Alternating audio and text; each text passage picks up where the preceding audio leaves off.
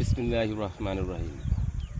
লা ইলাহা ইল্লাল্লাহু মুহাম্মাদুর রাসূলুল্লাহ সাল্লাল্লাহু আলাইহি ওয়াসাল্লাম। স্বদেশ ভাবনা বিষয়: দেশ, ধর্ম, সমাজ কি বিপদ মানুষ দ্বারা পরিচালিত, নাকি বিপদী মানুষ অর্থাৎ চতুষ্পদ জন্তু দ্বারা পরিচালিত?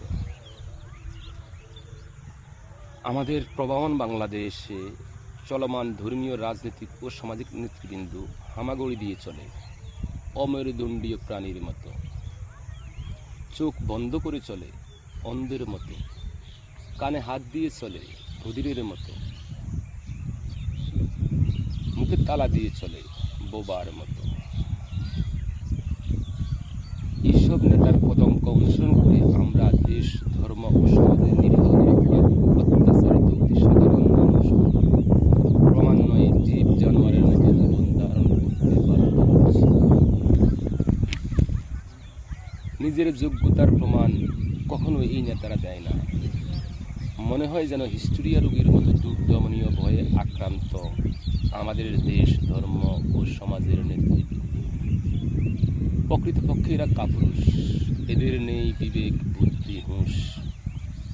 হে বাংলার বীর যুবক, একবার নিজ পায়ে ঘুরে দাঁড়াও, একবার নিজ পায়ে বর দিয়ে ঘুরে দাঁড়াও অত্যাচার, অন্যায়, অবিচার, দুর্নীতির বিরুদ্ধে। তুমি নিজেই নিজের যোগ্যতার প্রমাণ করো। তুমি কি আসলে বিপদী মানুষ, নাকি বিপদ অর্থাৎ চতুষ্পদ জন্তু?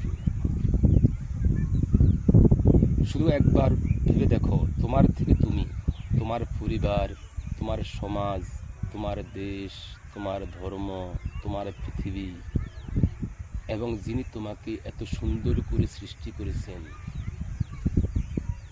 সেই সৃষ্টিকর্তা কি চায় তোমার কাছে?